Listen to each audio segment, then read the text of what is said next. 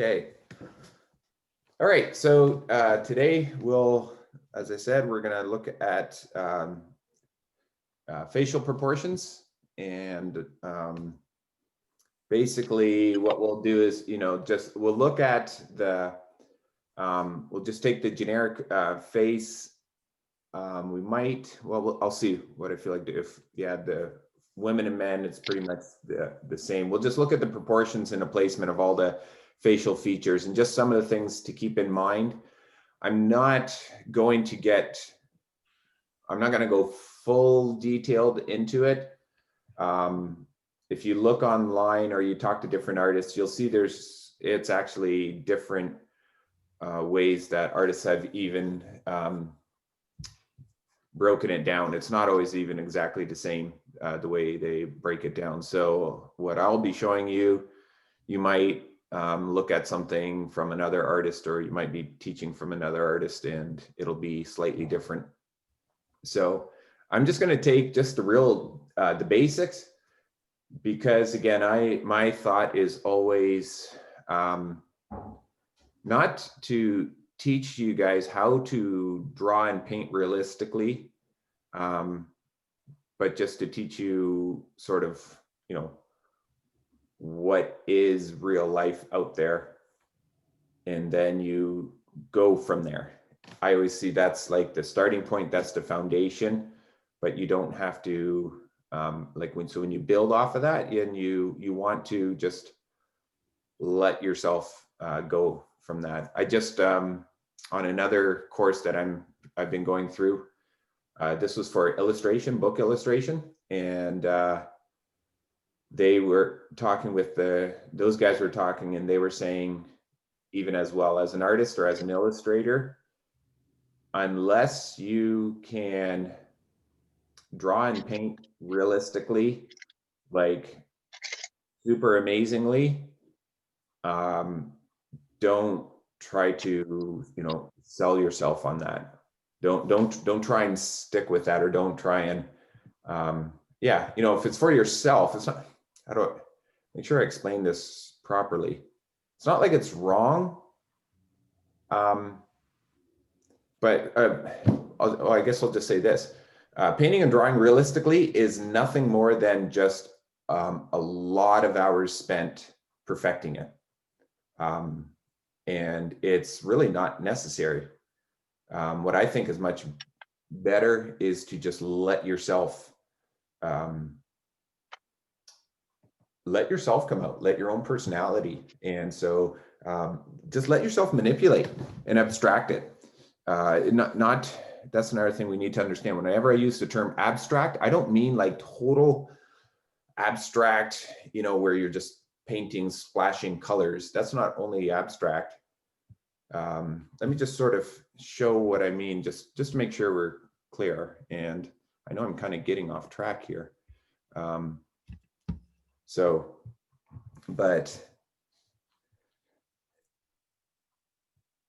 if we sort of look at it this way, where we have realism on one end and abstract on the other end, I'd say this is sort of how we see it, as it's one or the other. We often sort of see that. I would say it's much more like a spectrum.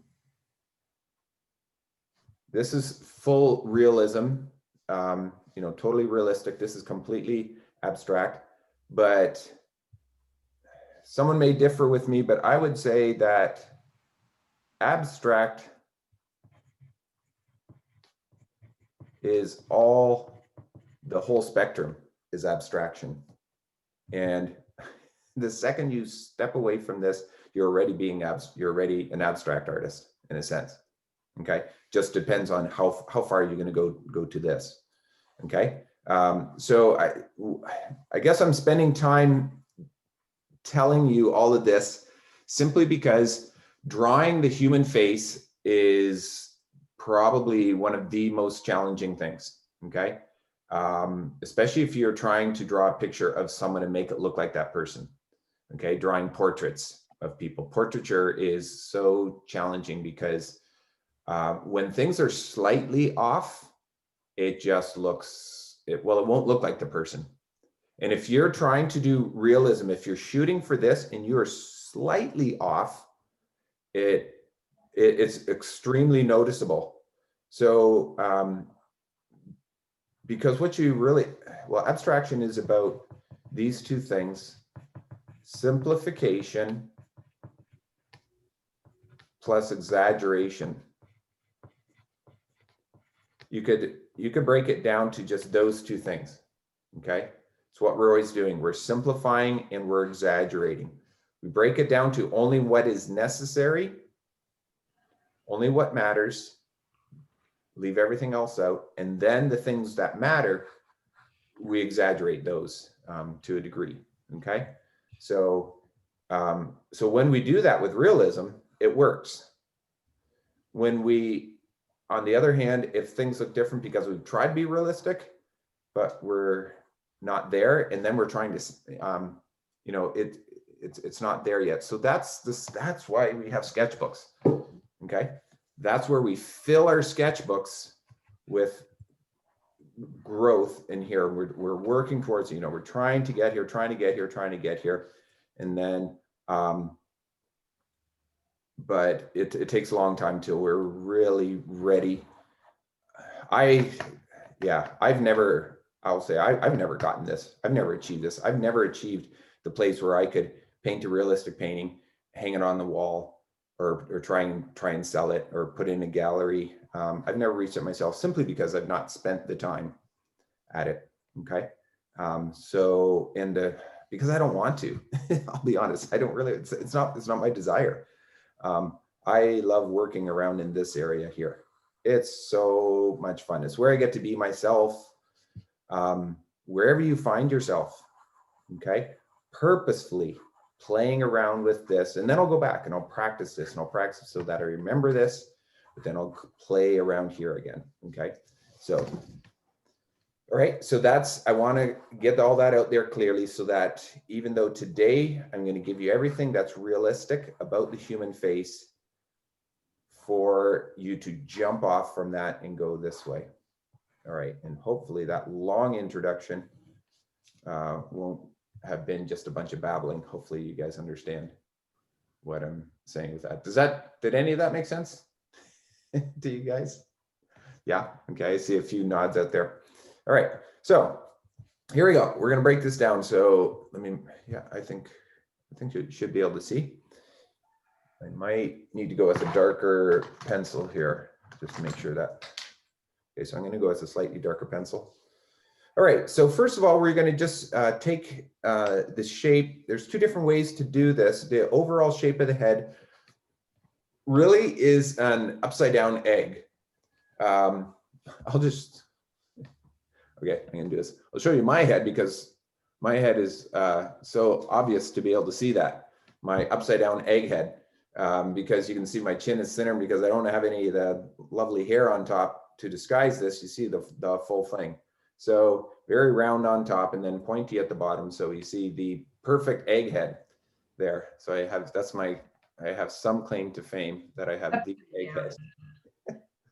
So, but anyways, to some degree, we all have that. Okay. So that's the first thing we want to try and do, is get that nice upside down egg head shape. And there's different ways you can do it. Some artists will teach you to draw. First, get a circle. I'm going to switch, so we try and get our circle shape as accurate as possible. And then we can add the chin onto that, where it's a little more pointy coming down here. And then that's already going to vary. So just right away, if you're doing a portrait of someone, if you don't get the point of the egg the same as the person, already it's not going to look like that person. So all that subtlety, that subtle curve is important. Okay, so we have our egg shape there. There we go. That's showing up. And then I'll take my time. And as I'm doing this, you guys are probably following along. Please feel free to, stop me, slow me down. Okay, if I get ahead of you. All right. This line is just going to get in my way as I'm teaching. So it doesn't necessarily have to be erased, but just for the sake of teaching you guys, I'm going to remove it so it's not getting confusing. Okay, so here's our basic upside down egg shape. And that's another thing too. If we're drawing portraiture, you really need to make sure you pay close attention to this proportion of the width to the height. Okay, because that changes with every single person.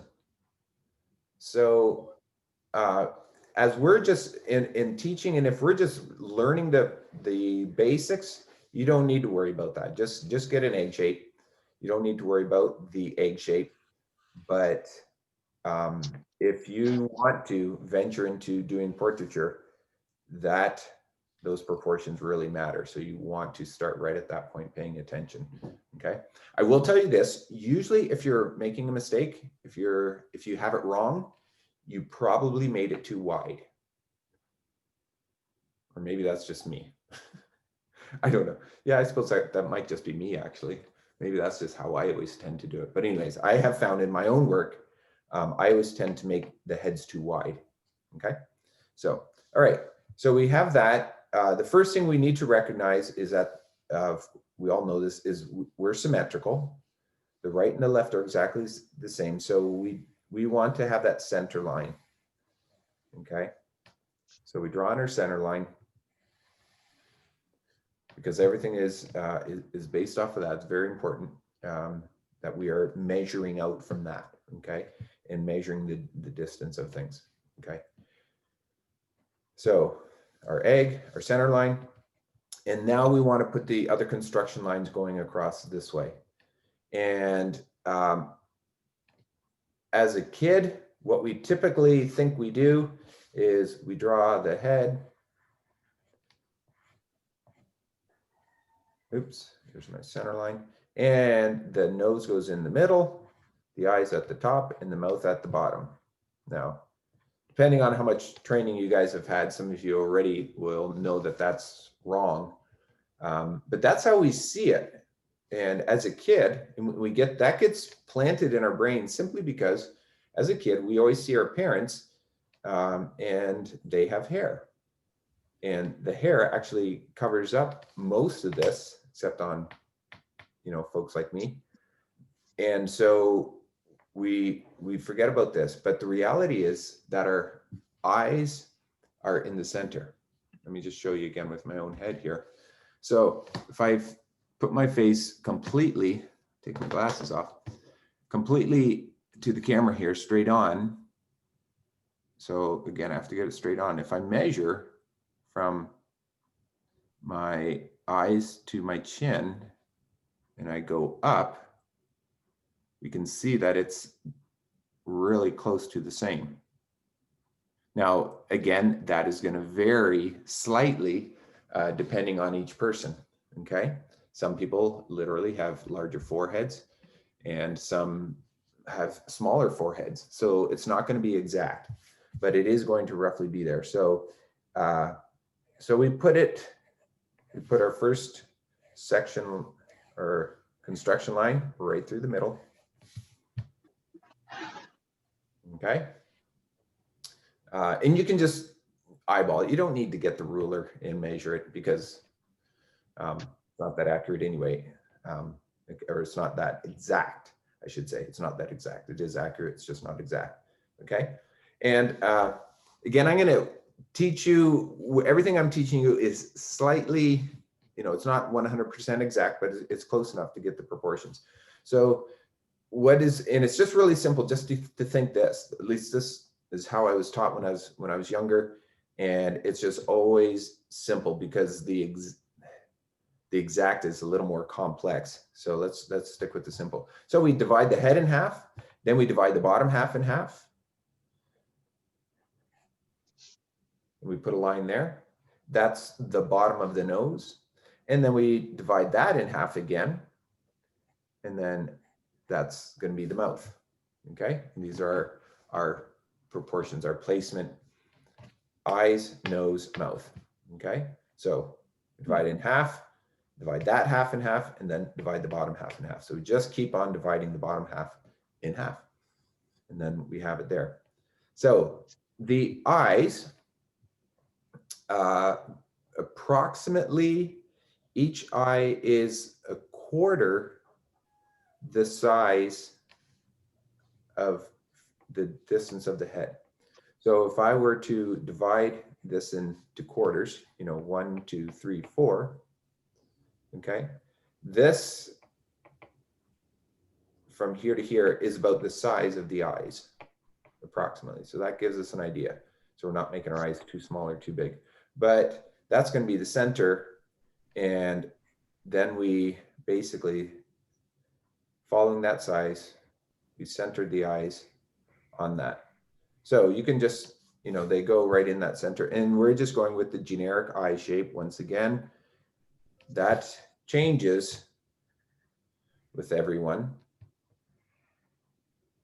but we're just going with the simple generic shape of an eye. And you try and get them as, the same.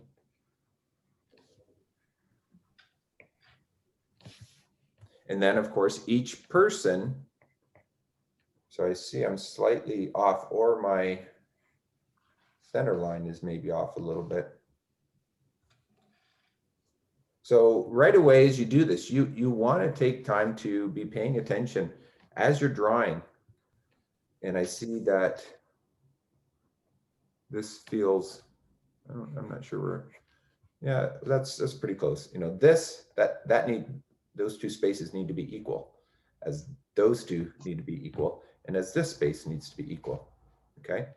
And so what we find is the distance between the eyes, and you can measure this on yourself and you'll find it's probably pretty similar, is it's approximately, an eye width between the eyes. And on here, it's half an eye width.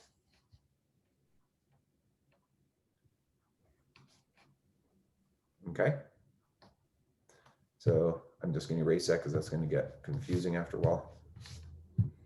But that shows us where that is. And then of course, the eyes dead center. This person's going to look robotic, like they have no expression whatsoever.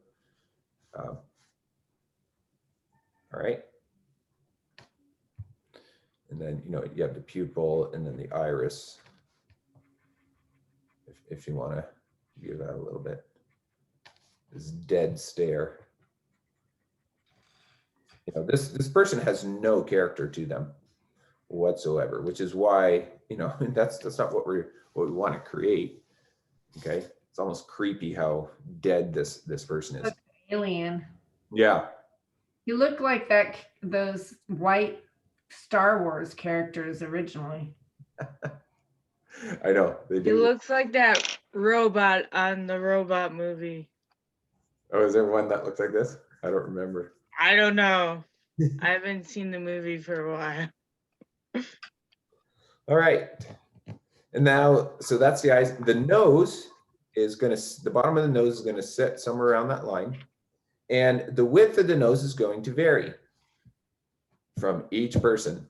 It's going to, so, some people say the nose comes, here, that's too wide, or here, but I really don't, actually, no, I don't know if anyone ever teaches that. That's super wide if it goes there, but it's somewhere in there, right? Is where the, it's going to be. So you just have to make sure you're centered, that you keep it center, unless someone had their nose broken or they were born with, some sort of a bit of a disfiguring, it's going to fall in the middle there. All right. Now, how to draw the nose, I'm just going to give you the simple basic, because again, there's not a whole lot that you can draw. So let me just show you. If I take those off, every line is an edge. So the line we drew around here is the edge of my, my skull, my brain. The lines that we drew here is the edge of my eyelids, okay? And the line that I just drew here on underside the nose is the edge because it changes. But on the side, there really is no edge. So you don't want to make the mistake of drawing a real definite line down there unless you're stylizing it. You might stylize it and put a line down there on purpose, okay? Because it adds interest to it. But otherwise, the only thing we have is a line under here and then around here on each side here. And then of course, a little bit of something for the nostril. The only thing that shows this is a highlight and then a shadowed side. Okay. And so if you're shading, you can bring that out just simply with the shading, but you typically, you don't draw the nose there. I say typically because I've even done work where I have one of my styles of art.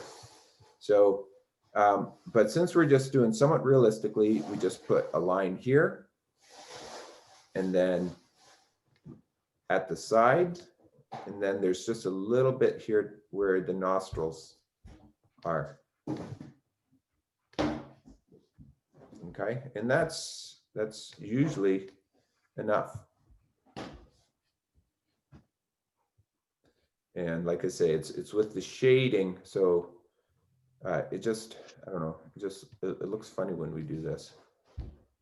Okay, it makes it feel, yeah, I won't get into that. All right, it has to be way more subtle than that, and putting a bold line just makes it kind of weird.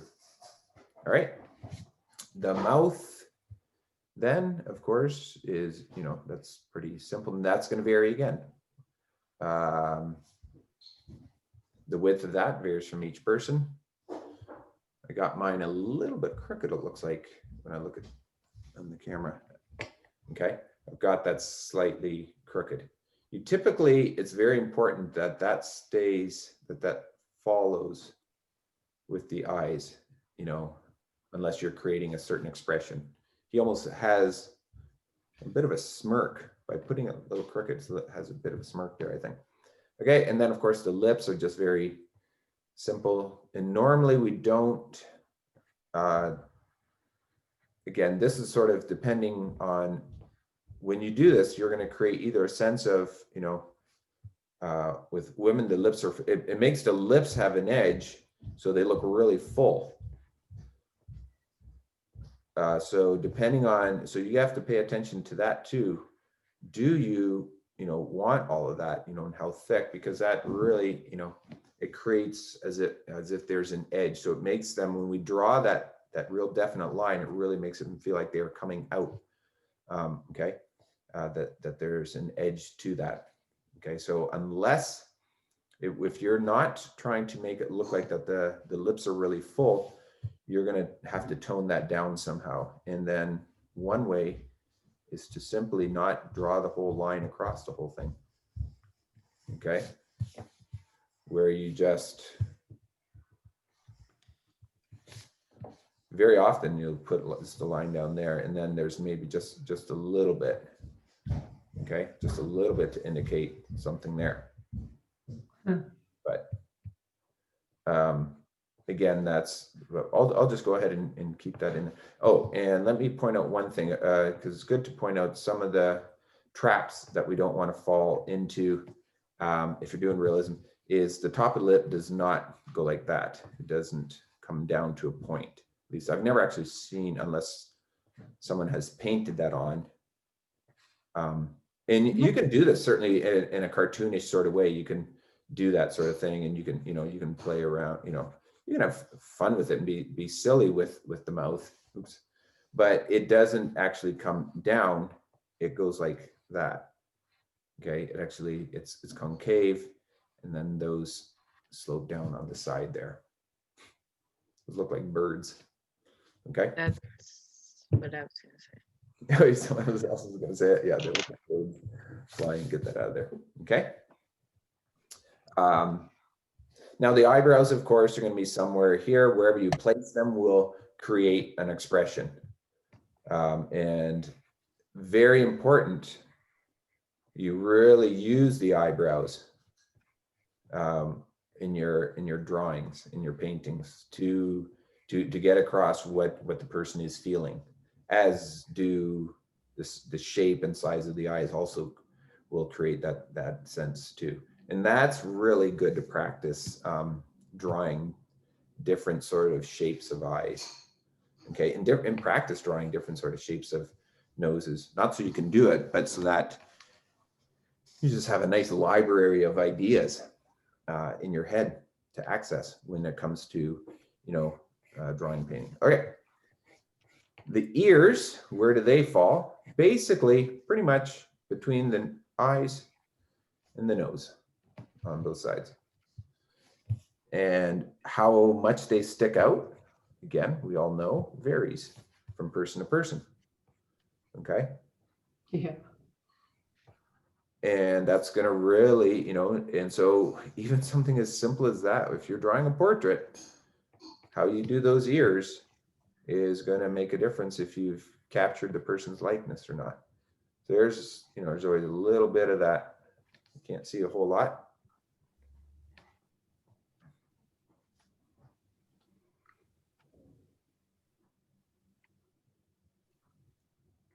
But that's roughly where they're going to be. And then of course, if we know that the size of ears varies too, right? Again, so this is only just the average, they also, so not only big sticking out, but also big coming up and down. Okay, that really makes a difference. All right. And then the hair, this is one thing you need to remember, is that the hair comes up off the head. So if I just make this into a guy, so I'll just, very simply, and part of it has to come down over the head. And there's different sort of, how guys' hair will go. It might come like this. This is very common, where it sticks up a bit on the sides and actually comes down a little bit and then sticks up. And, and then it comes maybe a little bit in front of the ears or something like that. But then don't forget,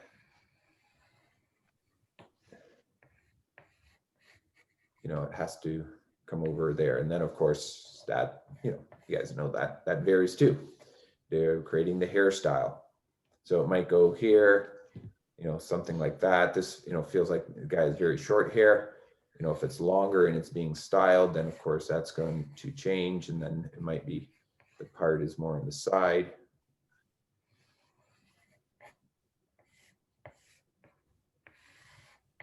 Depending on how that's hanging, that sort of thing. All right. And then of course, if we take this, make the hair a little bit bigger, give the person pigtails. If I were to make this nose a little bit smaller, the mouth a little bit smaller, the facial features all a little bit smaller, it's going to look much more female. Okay. Of course, it's going to look like a girl or a woman.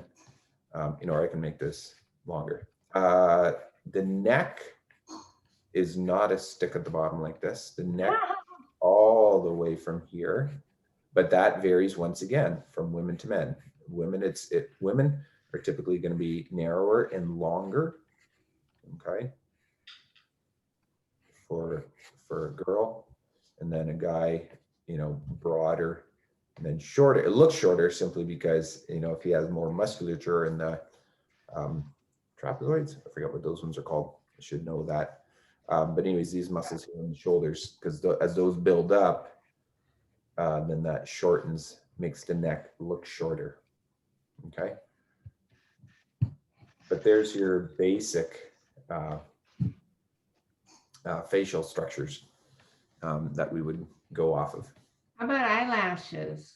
Oh yeah, yes, of course. And then eyelashes again, longer, for women. And then, just even by darkening this is going to start to look like there's more eye makeup. So the longer you do them, it's going to look much more female, of course, simply because women, they do more with the eyelashes. So I guess I'm slowly turning this in, and they're mostly going to stick out to the side, but don't get too carried away making too big a deal of them. It can start to look creepy. Like, look at that, right? Like, you know, um,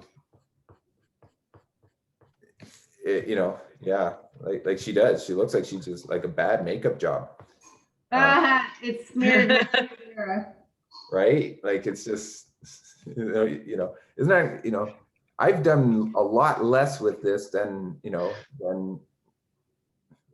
I guess you guys are all women, than you guys would actually do with your eyes. And yet it looks, this looks terrible.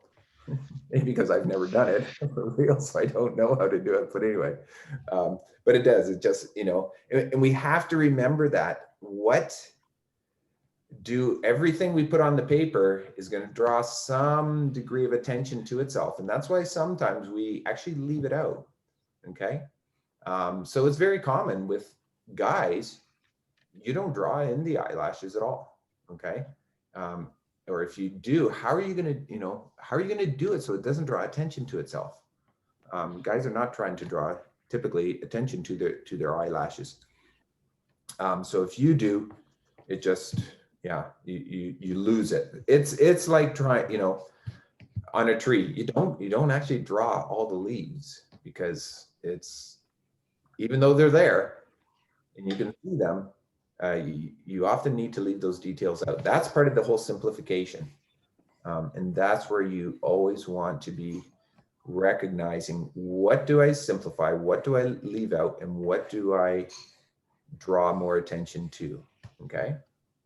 That's what I mean by simplification and exaggeration. And even these at a degree. So when I use the term exaggerate, I don't mean always fully exaggerating. Oh, what's going on here? I don't know. Oh, we lost my one camera. Why is my thing not charging? Here, just a second. Let me pause this a minute. Okay. All right. So front view, side view. It's an egg again. I'm going to have to go a little bit smaller. I used up too much of my page here.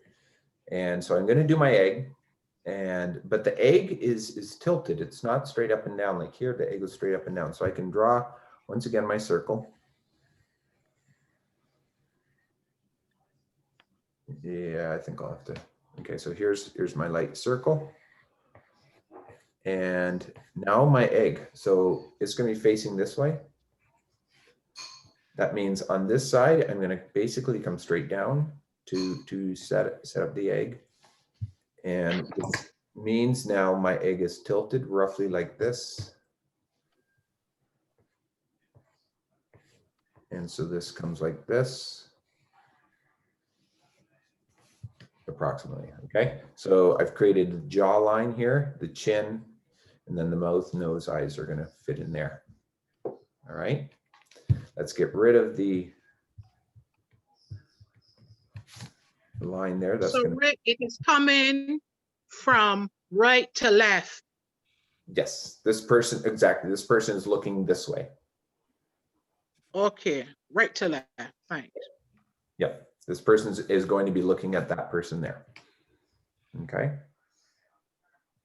Yeah, thanks for clarifying that, Sharon. Okay, so once again, halfway.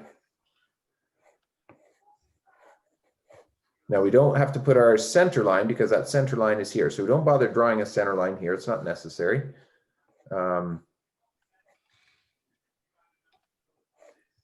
Half, I think I'm a little bit high, but that's okay. If you're going to err, typically you're going to err on the higher side. So, but that's approximately half, and approximately half. Okay. All right. Now, the first thing we need to do is alter this shape with the nose coming out. And we even, once again, we know everyone's nose is going to be different. But there's also the forehead, and that's the other part. So whether we pull this in or we bring the forehead out, I'm going to just bring the forehead out. But there is that bridge, and then how much that is varies too on a person. But it's important. It's going to be there to some degree.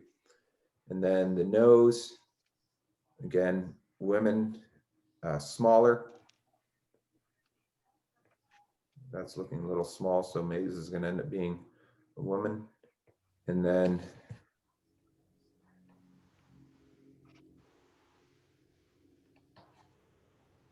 this part coming back.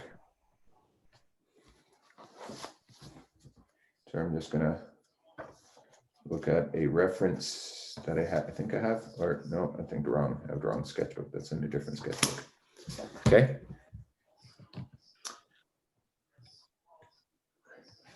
Yeah, and you'd want to look, this is where it's good to be using reference photos as well. How far back does that come? That makes a difference. How far out does that stick out and that sort of thing, okay?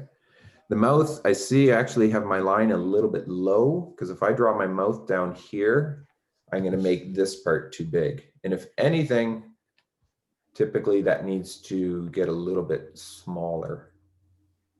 Okay, that's going to vary. So, okay, so we once again we have another curve, and then for the mouth, and then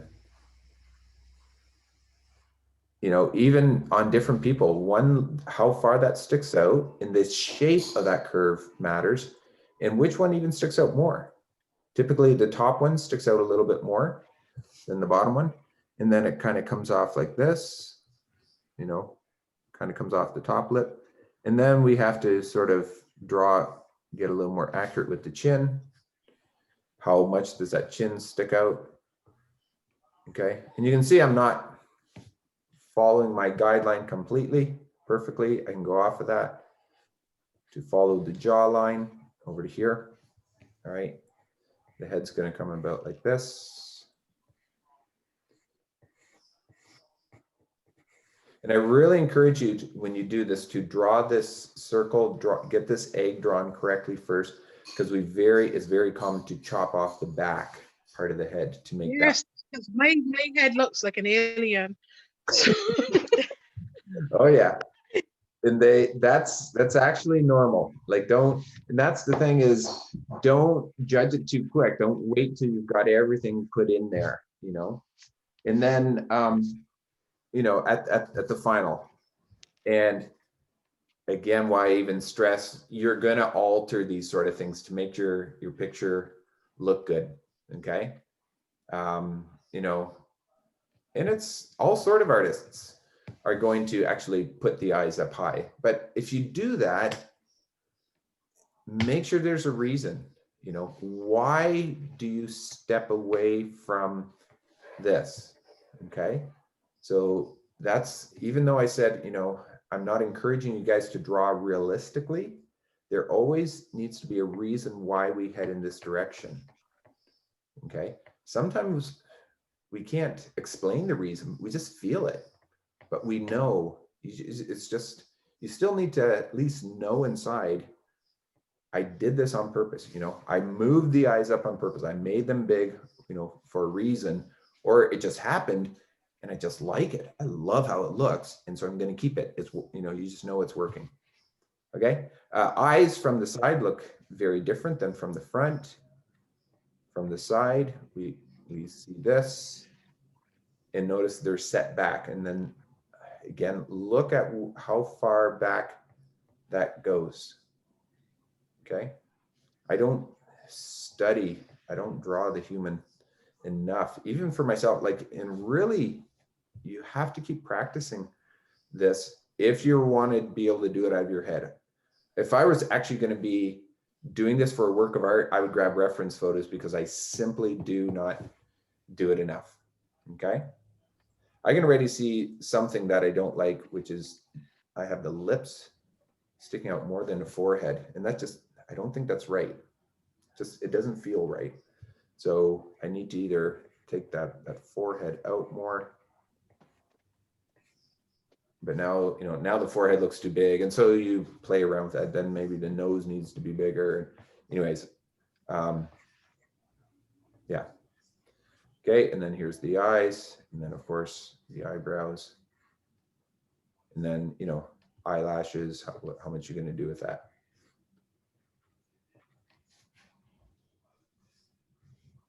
Ears. again, fall between here and here, pretty much right in the middle.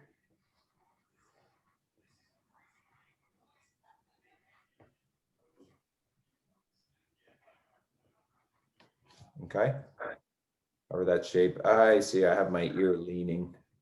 Looks like, it feels like my ear is, feels like the whole head is leaning back, like I've got a slope too much. Okay, so that's something I would need to be adjusting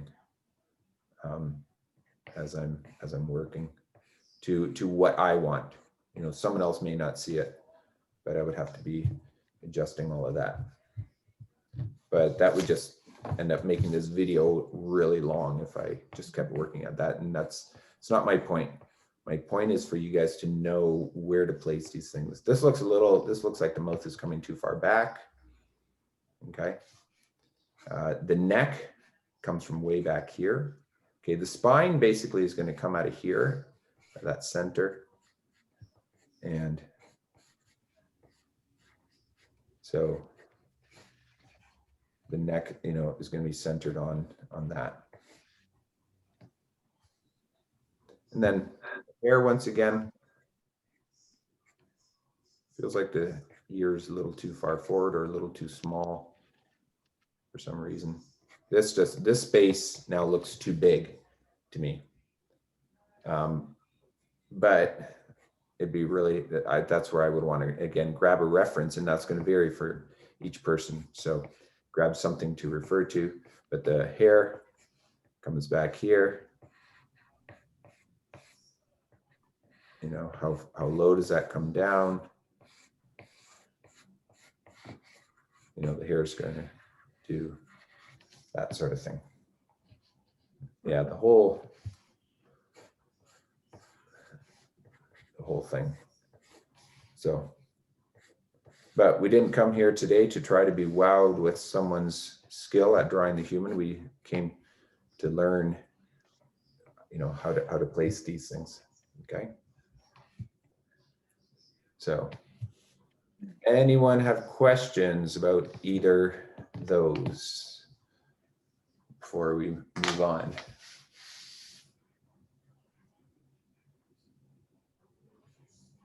Okay.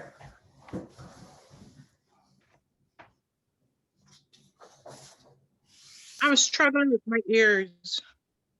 The shape or the placement or what? The size? The shape. The shape. The Yeah. shape. Yeah. And again, that's gonna, like, you know, I can give you the basic. Typically what you want to look for is it's large, you know, our ears are large at the top and then they come down and then there's the little bit of the lobe here. So it's almost like a bit of a pear shape where you just chop off part of the line. Okay. So it's going to vary on that sort of shape there. You know, some ears are going to be, you know, something more like this. So it has to, again, yeah, the ideal is going to be something like this, but you don't, it's not worth getting too caught up into that. Now, what happens inside the ear is also going to vary, and you really want to, each artist, unless you're painting realistically and just going off of what you see, you have to, you sort of come up with a pattern to put inside, which will describe all that funny stuff that happens within the ear. So simply, I mean, I still kind of go off of when I was a kid. There's at the top, it does tuck under, you know, there's like this overlap, you know, that part that folds over, but then that fades away here. So that's why I typically do a line that does that and then just stops here. And then on this end is where, you know, you can go inside the ear, and then there's that part that we can feel that sticks out there, the part that holds our earbud in. Maybe that's why God gave us that, to keep our earbuds in. He knew they were going to invent those eventually. But anyway, so we have that part there. And then there's all sorts of business that happens inside there, you know, with all the funny cartilage that goes everywhere, all those wrinkles and stuff. I wouldn't do too much. you can usually get away with just a single line is just enough to do it. Some, some artists will do a little bit more, but again, if you start doing too much, you're drawing attention. It's just weird. It just, at least to me, to my eye, it looks weird. I don't like it. So that's about all I do. Okay. And it's a little cartoony looking. All right. If you're going to shade that and color that, it's going to be dark inside here and gets dark under there and all that sort of stuff. But,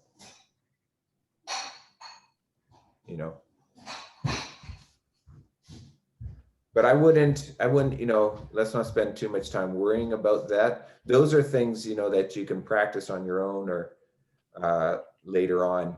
And I would literally just open up a Google image of an ear and just practice drawing. And then it comes down to observational drawing, looking at the shape and how to repeat a shape. And that comes down, to the same thing that we're always doing. But this gives you a rough idea to remember, oh yeah, just keep that right in the center between the eyes and the nose, somewhere around there, and then you move away. That's where you start, and then you move away from that. With the eye, you start with this, and then you move away. Okay, the nose, the mouth. This is just your starting point. All right, hopefully that helps, Sharon. Give at least a little bit. So, but the reality is in our artwork, typically we're not drawing people just staring at us blankly, and we often don't draw people to the side. We often are drawing them actually at different angles. Okay, so that's what I want to show you first of all. What do we do when the head is at a different angle? What we call the 3/4 view. I'll just show you again with the picture, or sorry, with my own face. Okay, so take my glasses off. Okay, we did the front view, like this, make sure I get that right. Then, we did the complete side view like this, the profile that's called. And then what we have is the 3/4 view. So again, bring this close here. 3/4 view is where we're either turned to this side or to the other, anywhere in between this, okay? So as soon as the center line goes off to the side here. So if we were to imagine, I don't want to take a Sharpie, but if I were to draw a line right down the center, that's the first thing we're going to see is that that line moves to either the left or to the right. And that line remains important. And it follows. So if I were to draw that line, you can see it would curve. It would curve down my head. It wouldn't stay straight up and down, right? It would, curve along with that. So that's the one thing we need to keep in. Remember, this center line that went through here, that actually stays pretty much, it's still staying the same, okay? However, if I tilt my head this way, it's now become a curved line, okay? That line that went along my eyes. And if I go down and off to this, it's now curving the other way. Remember, perspective, if you go back and look at the perspective thing where we talked about cylinders and spheres. All right, so that's the one thing we need to keep in mind is what happens with our construction lines. Okay, even if there's one from the mouth, it kind of, well, we wouldn't have to draw the whole thing. Basically, you'll see artists focus on two lines, this one and then the eyes, okay? Because that changes even how the eyes get placed, okay? The other thing is what happens, we notice the measurement, if I now measure the placement of this eye is almost right in the middle between here and here. Okay, if I were to measure from the center from here over to here, it'd be, it's a lot closer to the middle now. Of course, that changes as I do this, right? As the head moves. Okay. Other things now, this has taken on this shape. Other things to really stand out: the cheekbone. Pay attention to that, and this forehead line, okay, and the eyes. Now you really can see how the eyes are set way back into the head, okay? That's important. Okay, do you see that? See how the eyes go back in there? And that varies too with every person. Mine typically are actually set pretty far back. But that's going to matter, vary as well. So, so you can see that. Actually, I have a nice white background that really shows that silhouetted shape right now. Okay, so those are all the things that we pay attention to. And now the nose does have a line, an edge. There's a very definite edge on this side, or if I turn over to here, you can even see it when I do this, you can see the highlight. Okay, so now there is a line that goes like this. Do you see that? Very important. Okay. The center of the mouth has moved from what to one side. So now when we draw the mouth, we have to draw this side bigger than this side. This side's way smaller. Or if I turn this way, look at the mouth again. Now this side's really small and this side is bigger from the center line. So those are all the things that really matter. All right, so if I do that on my page, change my view, where'd it go? There we go. Okay, so now when we look at this, we're gonna do the egg once again. Hey, Rick. Yep, I need to go, but can I show what I've been doing? you betcha. Okay. Let So me switch the view. these are mine. Nice, Oh, good, Yeah, I like 'em. very good. Oh, I liked it. Yeah, that's that's interesting. You've only even Yeah, focused I on. like doing half of the face and then that way I know what it looks like and then I just finish it Mhm, afterwards. It's easier for me to do it that way yeah, than to do the full thing at once. Yeah. So and now I see Pretty you've girl. done the 3/4 view. Yeah. Here. Yeah, and I don't know, maybe there's a few distortions on here and perhaps you did that on purpose. It takes Yeah. on a bit of a Modigliani sort of feel down here by the cool. mouth and stuff like that. Because if we look at the mouth and nose, Yep. our profile, so it has a bit of a Picasso-ish, which is really fun, but I hold that up there because what I like is, again, it actually, to me, I find it much more interesting. We have Yeah. these distortions, and now that the distortions are going to create a sense of tension and uneasiness in the picture. Mhm. Okay. And so doing this is, as long as you recognize that, if I put this in my picture, the viewer is going to feel a little bit uneasy about it. And if that's what you want, that's what you go for. But just that speaks, like it is saying something. It's definitely, and that's what we want art to do. We want art to say something or to create a feeling. And your 3/4 view is really doing that. Okay. And I love their personality, by the way, and these others. So yeah, so the rest of you guys can see that too, how just with Elizabeth, looking at her front views, she's changing the shape of the eyes. You see that, guys? That's so good, Elizabeth. She's changing the shapes of the eyes, which is creating the different things and the shape of the face. So you've been doing a lot of that to really be able to capture, the age even. I didn't talk about that with babies. More and- round. yeah, it's more round, and then the features are more in the center. They become even more down, but you've got that wonderful chubbiness. So that's the thing that, very good, Elizabeth. Exactly. That's what we shoot for. Is already bringing personality and character to them. Yeah. So Thank I you. go there. I was just let's curious what go. your characters, what were you shooting for with each of them? I don't really know. I was just kind of fiddling around. Oh, so then they just sort of come alive on their own without you premeditatively. That's cool. Usually. Unless I like play around with different, because what I do a lot of times is I'll draw like eyes and nose and mouth, and then I'll just kind of like fiddle around and see what goes with what. I do that a lot. So I don't know. I guess it's just because this is something that I've been doing a lot of, so it kind of just comes naturally at the moment.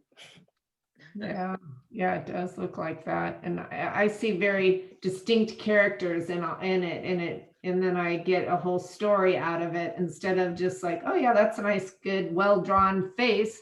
No, I see the character and personality and the age and all kinds of stuff come through. Mhm. Yeah. And you point out, Elizabeth, that you do this a lot, right? And Mhm. that's just simply, unless we do it a lot, we won't get there. We have to do it a lot to be able to get there. And so what Elizabeth is doing is building, again, like I say, a whole library in her own imagination.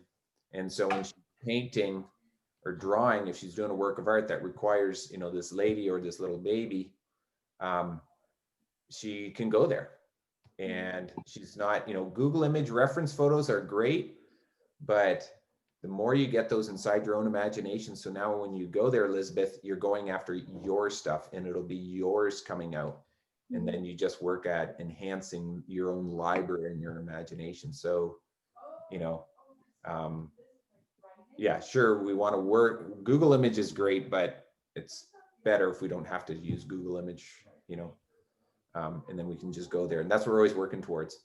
But I'm over 50 years old and I still use Google image. So, and I don't know of a professional artist who still doesn't go to reference now and then. So, all right. Anyway, we've got to let you go, Elizabeth. I'm keeping you. All right. Thanks for joining us. Yep. Bye. Bye. See you. Okay, so now here we are back to a 3/4 view is what we're going to do. And hopefully just looking at it, you can guess which way this one is going to be facing.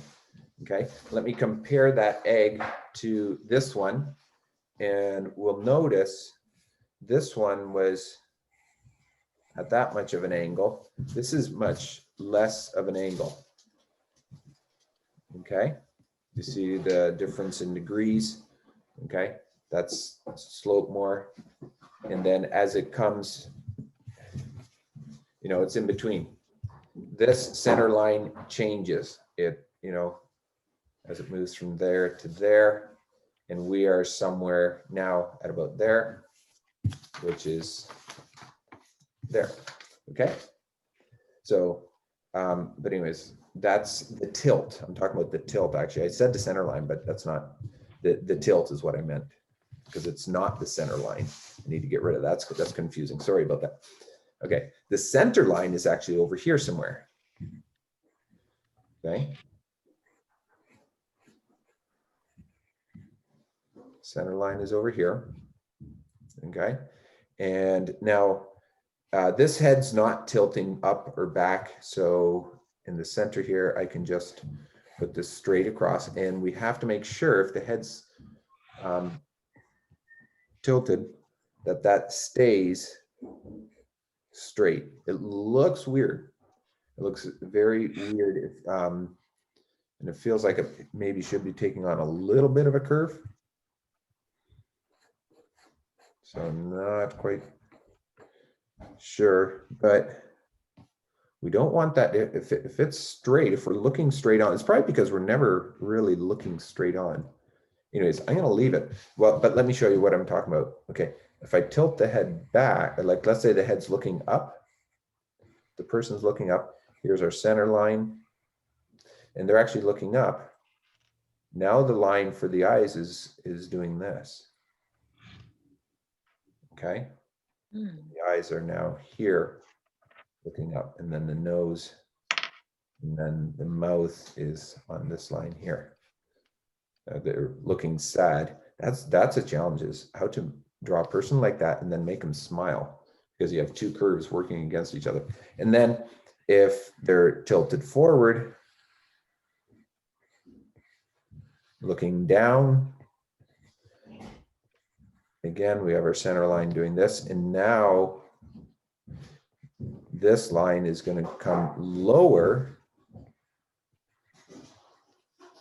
So there's our eye line this time, and our eyes here, our nose coming off of the center.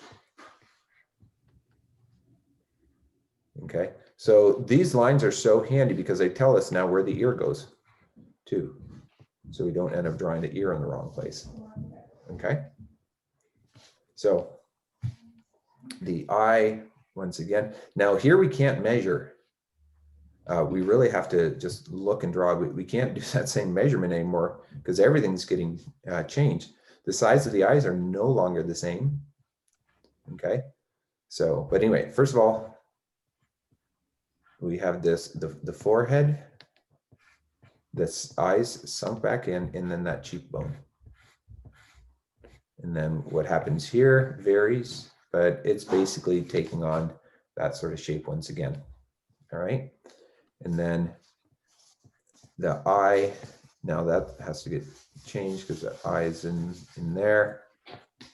And then the other eye, it's going to look like, it's still looking like an alien. This just goes to show you one of the reasons why our pictures keep looking like aliens is because they have zero personality. Okay. We're not drawing them with any sort of personality whatsoever. It's all just, you know, so generic. I'm going to erase, get that eye in there. Now there's a lid, an eyelid in there that has to be in there. Okay, and a little bit of an eyelid in there. Okay. And then you want to make sure to pay attention now, especially where you place those eyes, or you'll make them look like they're cross-eyed. So you may have to move that around a little bit where you put the pupils. Okay.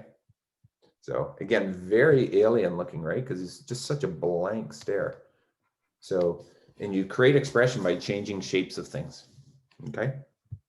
So bridge of the nose. So it comes back in a little bit. But I'm using my center line. Actually, that center line, that should come back a little bit more, I think. Okay, because there's the brow. And then, oh, forgot my, okay, so roughly my construction line's half and half. Make sure you get those parallel. That's sloping down a little bit, okay?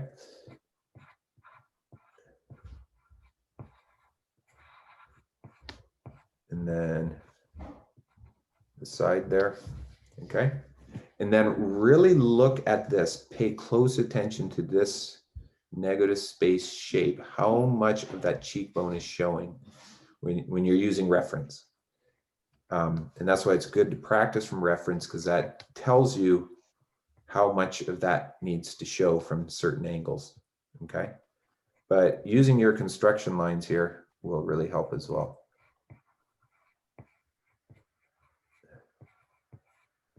So, you know, I can follow that center line along the nose here too. Sometimes you can see the other side of that nose, or the, I don't know what, these little side parts of the nose. I don't know what they're called. They even have a name, but sometimes you can see the other one depending on the angle. Then the mouth. Oh, let me go off to show you a trick for doing the mouth at a diagonal, okay? Because I'll do it bigger. If here's the center line of her mouth going this way, or the, you know, here's our construction line. Let's say the center line is over here, so we're looking at 3/4 view. Our mouth, let me show you on my own. So let me switch over to my own face again. The mouth is basically divided into 3 sections. The one that's straight in front, going straight across the front, and then the one side comes back on this side and the other one goes back on that side. So try to remember the mouth is 1, 2, 3, and those 3 sides are at different angles, okay? Otherwise it'll feel like the mouth is flat, sitting flat on her face here. All right, so here we go again. So the top, so you can put the top of the lip and the bottom of the lip.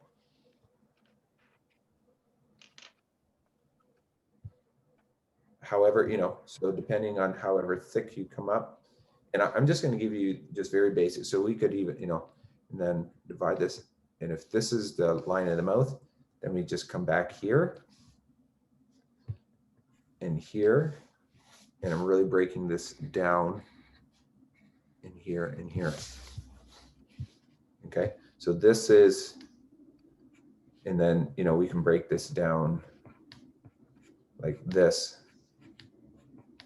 But if we now shade that, because this curves under, so there'd be a dark shade there. And if the light is coming from here, then there's also a shadow there.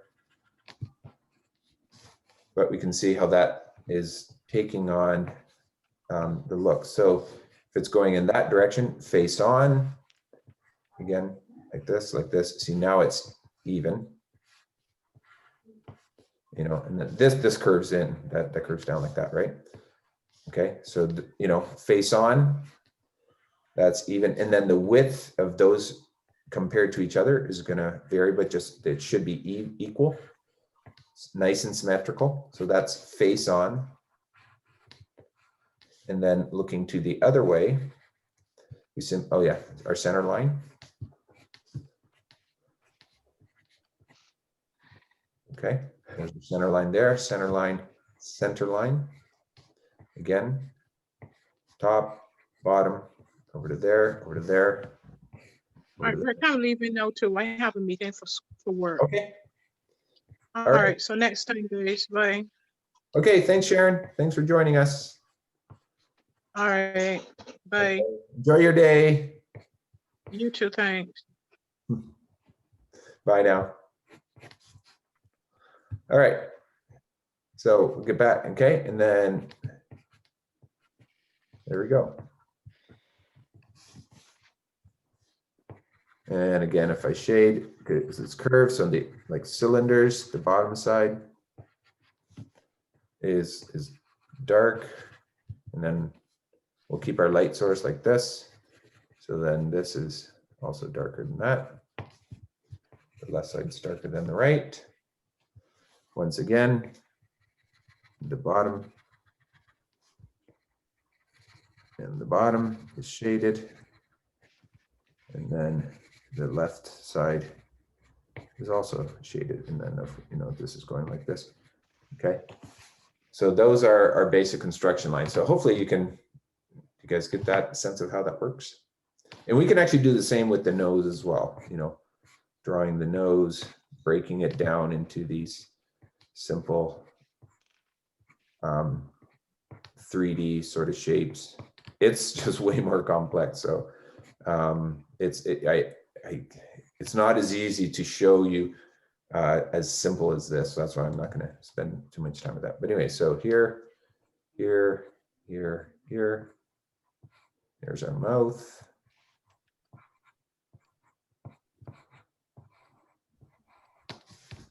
Okay. And then again, this is going to vary from each person depending on what happens with the chin.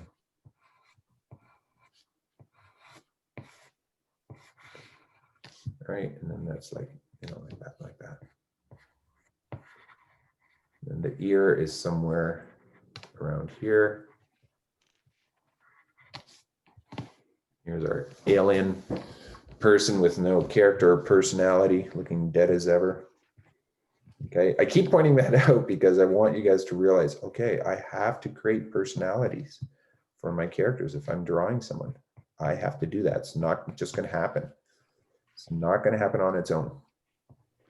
Okay.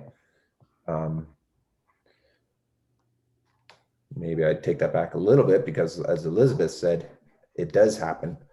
For her, it almost happens on its own, but that's because she's done so much that she is, she's changing and intentionally making changes to the characters. And that's what I mean. You have to intentionally change the character up. Okay. So the hair, once again, okay. Coming up, going down.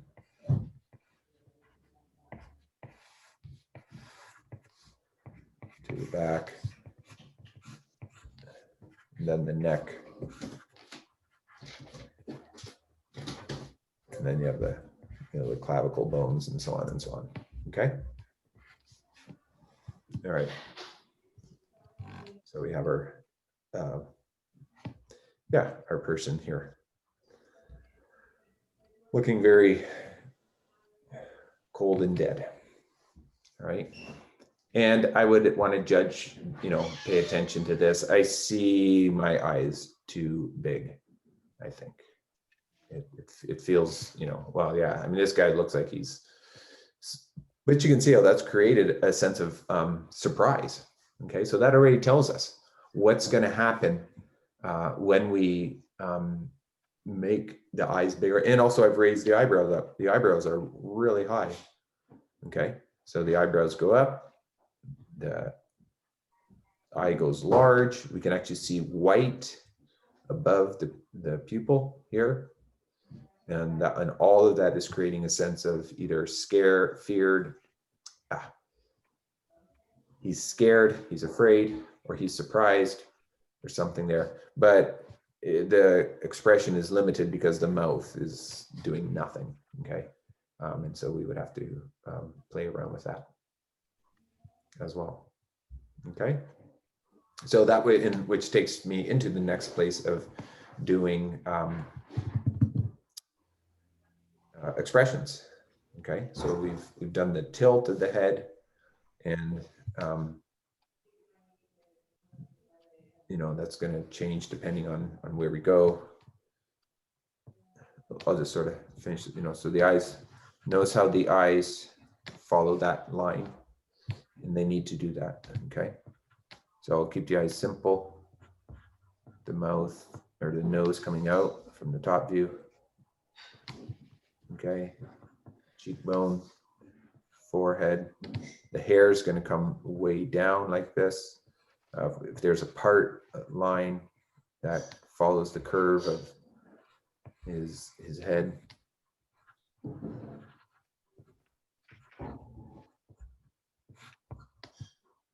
And the chin. And now, of course, the neck is doing something like this, right? Okay. And when the head tilts, by the way, notice how high also his shoulders. So his shoulders like way up here. Okay. So that's also changes too. So the shoulders have come way up. Look at the shoulder, his shoulders even with his ear right now. Okay. Because it's a bit of his back because he's tilted forward, of course. This is going to be just the opposite. Okay. The shoulders are really low when the head is tilted back. The ear is really low. Now the eyes are curving this way. You can see just a little bit of the underside of the nose. Now he looks like he's sad, unless I would need to change that. Now, and this is a good time to show, one of the ways we can do that is by what's happening here. These, the marks that come off of there. Get to that in a second, okay? A bit of cheekbone showing. The chin now, depending what the chin is doing.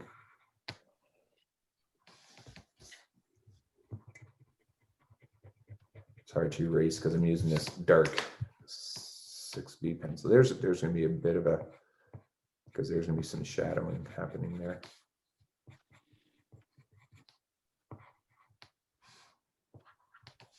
And now the hair. So eyebrows, forgot to put eyebrows on this guy. Eyebrows there. And now the hair.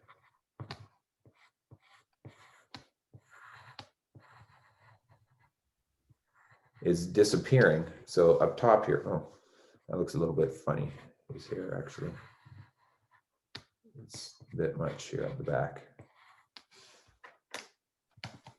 But it starts to disappear behind the head now, most of the hair. Okay, so make sure you pay attention to that as well. And here it's, look how much, we can see so much of the hair, and now we see hardly any of it. Okay, so we have to keep changing all of that as we do. I look at this and I see he needs more of a neck line, and there's some shading there and some shading. So basically we're gonna have shading under the eyes, shading under the nose, one side of the head, so on. Okay.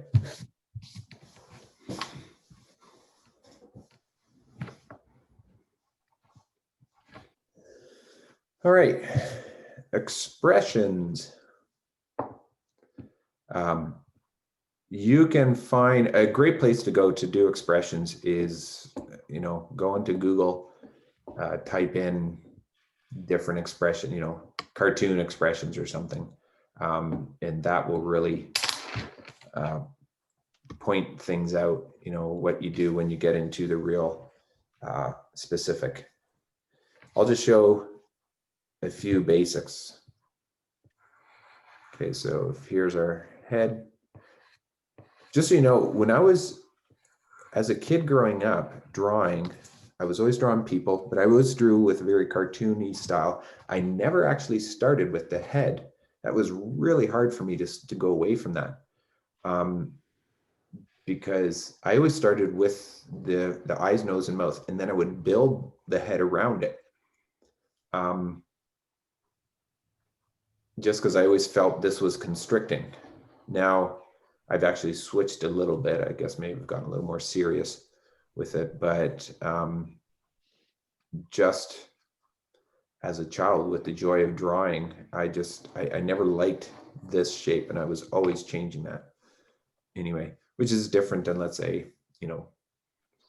Snoopy, Peanuts cartoons, those head shapes don't ever change. Calvin and Hobbes cartoons, Calvin's face definitely does change as it goes. So, and I encourage you guys to do that when it's appropriate. Okay, but we'll just do the first three basic.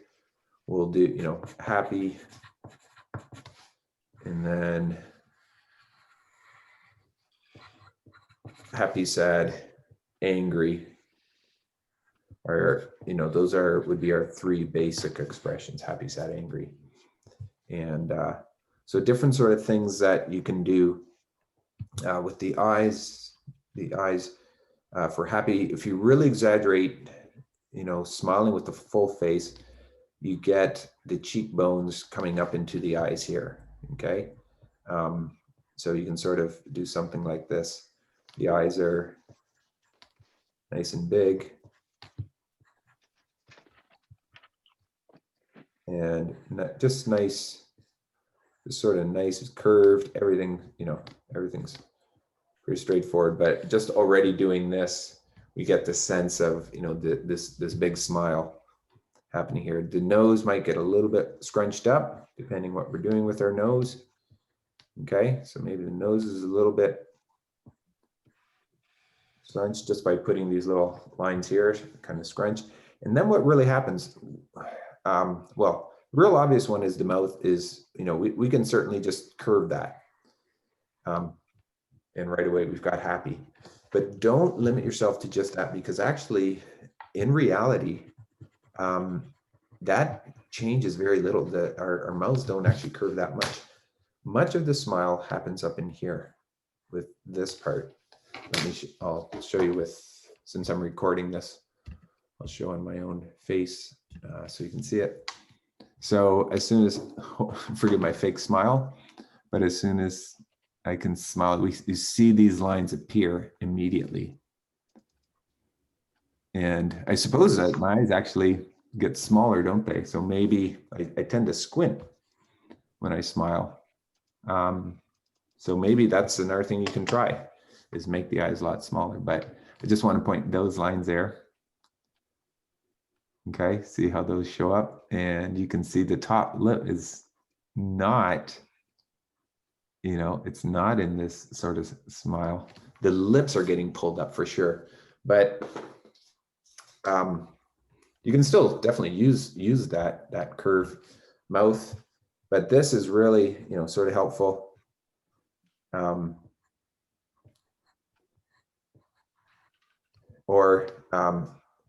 then, opening the mouth, the more you open the mouth, the happier he gets. You change that expression here. I'm just curious what happens if oops. If I do close the eyes. He looks mad. He looks really mad right now, doesn't he? It looks like he wants to fight me. I know. Yeah, that's not working. That's not working at all, is it? That's angry, maybe. Now, if I do this with the, anyway, it's created a new expression, but it's definitely not it's not It working. looks like he's laughing, actually. Yeah. Maybe. I don't know. Either that or he's Asian. Yeah, I mean, it's definitely doing that as well, right? He's definitely looking. We've changed that, and I encourage pay attention to that too, eh? Like the culture, different races is going to look different too, but the difference between opening the mouth and closing the mouth, if it's doing this closed, that's often the way I do is just a little bit of line for a bottom lip is really helpful because there's a shadow there. As opposed to opening the mouth there. Yeah, no, he definitely looks Asian. Okay.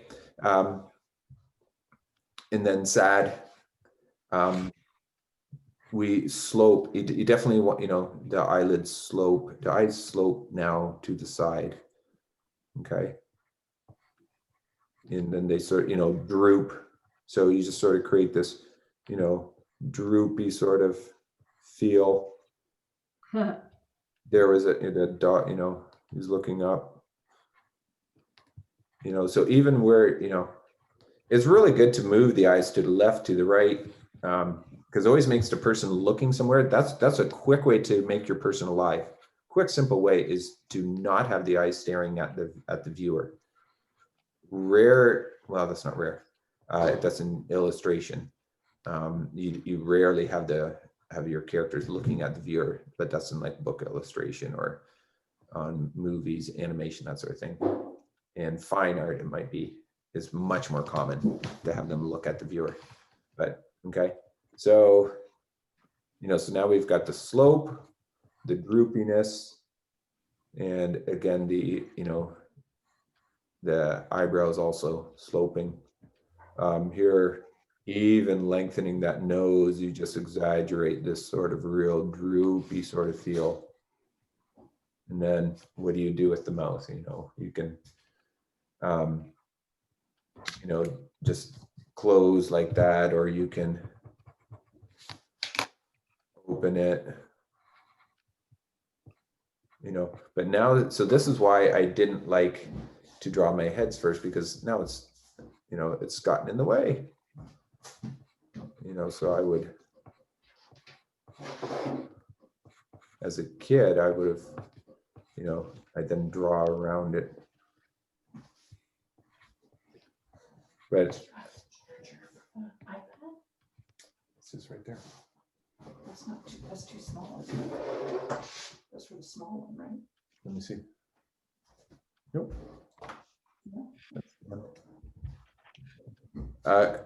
He looks like he has a beard. Ignore that. That's just my pen, so I'm not going to be able to fix that. But anyway, yeah, he looks. Maybe I'll just we'll add the beard to him since I got it in there. Okay, that's another thing. Play with hairstyles, and that also really gives your character, right? That's a handy thing. Okay, get away from just the generic hair. Have fun with it. Play around with anything you want to do with it. And then angry. Moving on here. Angry. Everything gets pulled to the center, pulled down to right around the center of the eyes. So the top of the eyes, so that's sloping down.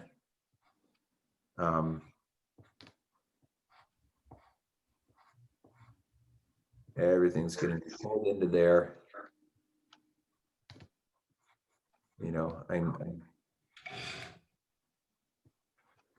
I haven't even drawn the eyebrows yet. Okay, but the eyebrows too are getting pulled down, and the more it gets pulled in there, you increase that.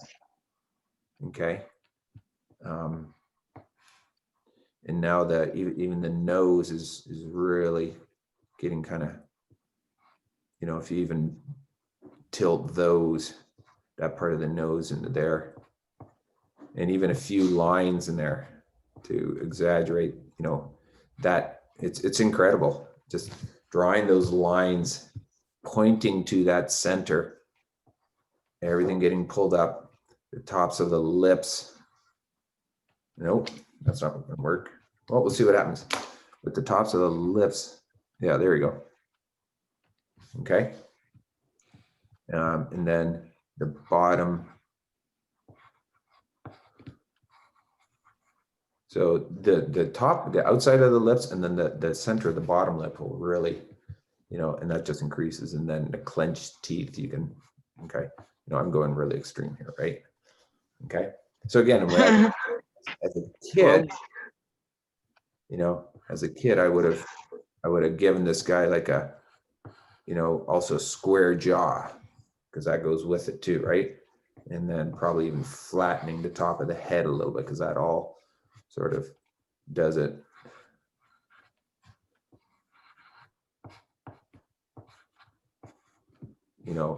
Just even that shape, by taking away that round, round is soft, and and it's smooth, it's more graceful. Remember the thing I did in the other one, a square and a circle, one is angry, one is happy. Okay, it's those shapes speak. So here you can really exaggerate that, and then a sharp pointy shape also. So if I take the hair and make the hair sharp and pointy, that's can do things. And then of course, when I was a kid, I would, steam coming out of the ears, you can you can have fun with with all of that, and it does get a bit cartoonish, but you do this to whatever sort of degree. Again, if we go back to our realism, where do you like to work, on this sort of, scale? Okay. Picasso was famous for creating expression by abstracting and distorting things. And he would really, and he was one of the first to really be doing stuff like that. And it was shocking at first, but then people realized how much his art did. Look at his paintings, and wow, it really affected him. And so that's just another part of it, right? Okay. We can do, other things, if someone's sly or mischievous, then they're smiling. I'm just going to do generic here, smiling and looking off to the side or something like that, right?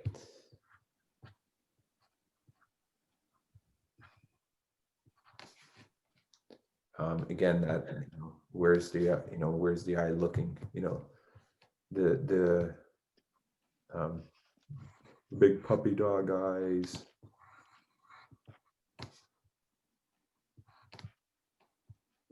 I don't even need to draw the rest of it. Just the big eyes there, sort of thing. Surprise too. That's another main one. Surprise. The eyes are really big. The pupils. Pay attention to what you do with the pupils when they get big or small. Scared and surprised or frightened. They get really small. Lift the eyebrows. Either a very small little mouth is, he's a bit scared. If he's like, but if he's like screaming, or shouting, and I was like, ah, right. Okay. And, and then of course the fun things like the hair standing up, other fun things that kids have so much fun with art because they just go for it. Again, that's what Picasso was doing, is trying to get back to being a kid. That's why he was just, in his way.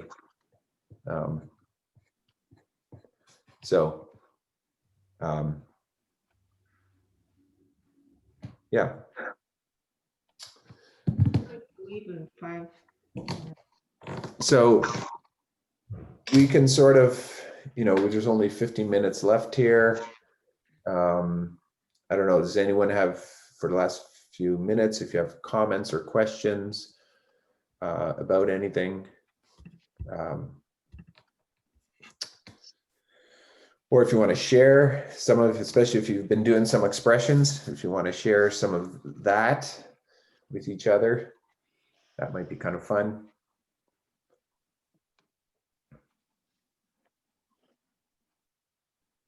Or you can just, try, or we can use these last few minutes, to try some other expressions. What if you try to do confused?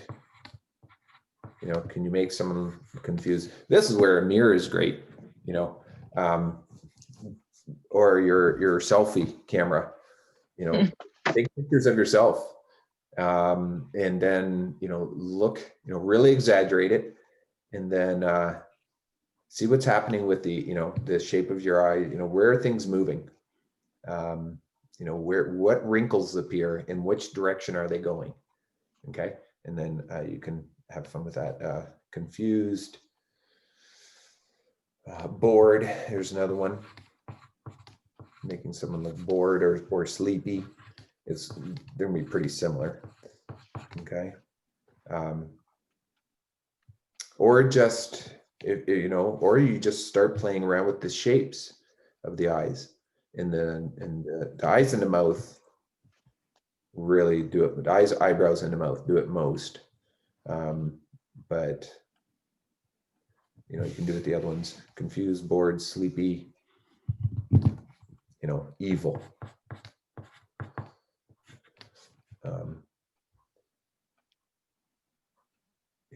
I suppose evil is a bit vague. Are they evil because they're scheming and they're deceptive kind of evil, or are they evil because they're like strong and violent and terrifying, mean? You can do that one too. Someone who's mean, often though, this guy doesn't, well, maybe does look mean. But could you do someone who's mean, who feels mean, but they're not actually angry? So how do you make mean look different than angry?